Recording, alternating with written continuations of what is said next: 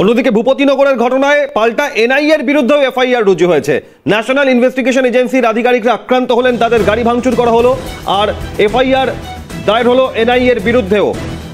গতকালের ঘটনায় অভিযোগ পাল্টা অভিযোগ। সন্দেশখালীর পর এবার ভূপতিনগর কাণ্ডে এনআইএর বিরুদ্ধে এফআইআর রুজু। যেভাবে সন্দেশখালীতে ইডির বিরুদ্ধে অভিযোগ দায়ের হয়েছিল, আপনাদের জানাই যে ধৃত তৃণমূল নেতার পরিবারের তরফ থেকে বলাইচরণ মাইতি, মনোব্রত জানা গ্রেফতার, আর এনআইএর বিরুদ্ধে এফআইআর দায়ের হয়েছে। এই ঘটনায় গতকাল আক্রান্ত হন এনআইএর আধিকারিকরা, আর ন্যাশনাল ইনভেস্টিগেশন এজেন্সির আধিকারিকদের বিরুদ্ধেই এফআইআর দায়ের থানায়। মফিজুল আমাদের প্রতিনিধি আরো বিস্তারিত জানাবেন, রয়েছেন এই খবর নিয়ে ফোনে। মফিজুল, এনআইএর বিরুদ্ধে এফআইআর কারা করলো দায়ের এবং সেখানে অভিযোগে কি উল্লেখ? দেখো, ঠিক যেভাবে সন্দেশখালীতে ইডির বিরুদ্ধে অভিযোগ হয়েছিল, এই একই রকম ভাবেই ভূপতিনগরেও কেন্দ্রীয় তদন্তকারী সংস্থার বিরুদ্ধেও এফআইআর হলো, যেখানে মনোব্রত জানা যে তৃণমূল নেতা, যাকে গতকালকে গ্রেপ্তার করা হয়েছে এবং গ্রেপ্তার করে নিয়ে যাওয়ার সময় তার পরিবারের সদস্য বা এলাকার লোকজন, যেটা এনআইএর তরফ থেকে উল্লেখ করা হয়েছে অভিযোগপত্রে, যে তারা এনআইএকে বাধা দেয়, মারধর করে, সেই তারই পরিবারের তরফ থেকে ভূপতিনগর থানায় গতকাল সন্ধ্যের পরে একটি লিখিত অভিযোগ জমা পড়ে এনআইএর আধিকারিকদের বিরুদ্ধে।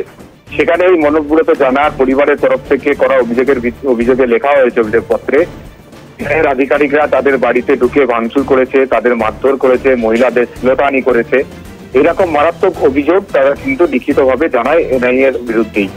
এই অভিযোগের পরিপ্রেক্ষিতে তারপর আজকে সেটা পুলিশের তরফ থেকে এফআইআর হিসেবে রুজু করা হয়েছে। সেই অভিযোগটাকে এফআইআর হিসেবে ট্রিট করা হচ্ছে এবং সেখানে এই মারধর, ভাঙচুর এবং শ্লীলতাহানির মতো ধারাও কিন্তু উল্লেখ করা হয়েছে। ফলে ঠিক যেমন ভাবে সন্দেশখালীতে দেখা গিয়েছিল যে ইডির আধিকারিকদের বিরুদ্ধে অভিযোগ হতে, সেখানে 5ই জানুয়ারি যখন শাহজাহানের বাড়িতে তল্লাশি চালাতে গিয়ে ইডির আধিকারিকরা আক্রান্ত হয়েছিলেন, তার ঘটনার পর দিনই শাহজাহান ঘনিষ্ঠ তার একজন অফিসের কর্মী দেদার বক্স মোল্লা, তিনি লিখিতভাবে ইডির আধিকারিকদের কাছে অভিযোগ জানিয়েছিলেন। সেখানে লুটপাট ভাঙচুরের অভিযোগ করা হয়েছিল ইডির অফিসারের বিরুদ্ধে। এই দেদার বক্স মোল্লার অভিযোগের ভিত্তিতে এফআইআর রুজু হয়েছিল ইডি অফিসারের বিরুদ্ধে। ঠিক সেই একই পন্থায় বা একই রকম ভাবেই কিন্তু দেখা গেল যে ভূপতিনগরেও কেন্দ্রীয় তদন্তকারী এজেন্সি, তাদের বিরুদ্ধেও কিন্তু সে একই পন্থাতে অভিযোগ হলো এবং তার ভিত্তিতে এফআইআর রুজু করা হলো।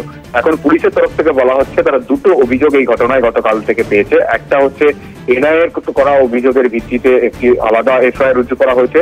সেখানে কিন্তু এনআইএর যেটা তরফ থেকে অভিযোগ করা হয়েছিল মনোব্রত জানার পরিবারের বিরুদ্ধে, সেখানে সরকারি অফিসারদের কাজে বাধা দেওয়া, তাদের গাড়িতে হামলা চালানো, সরকারি অফিসারকে মারধর, এইরকম অভিযোগের মারাত্মক ধারায় এফআইআর করা হয়েছে।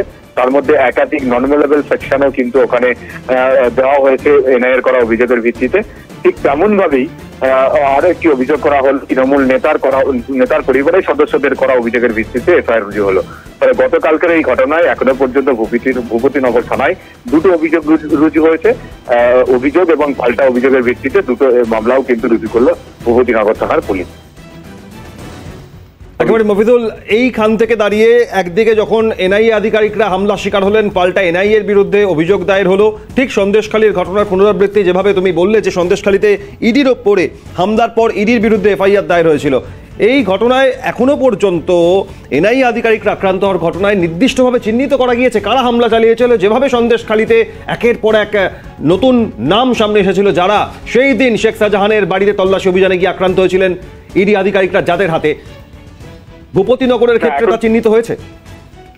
এখনো পর্যন্ত গ্রেপ্তার একজনকেও করা হয়নি। পুলিশের সূত্রে এমনটাই খবর।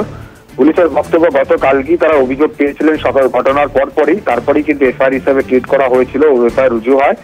কিন্তু এখনো পর্যন্ত সেই ঘটনায় কেন্দ্রীয় তদন্তকারী এজেন্সির আধিকারিকদের ওপর হামলার ঘটনায় একজনকেও গ্রেপ্তার করতে পারেনি পুলিশ।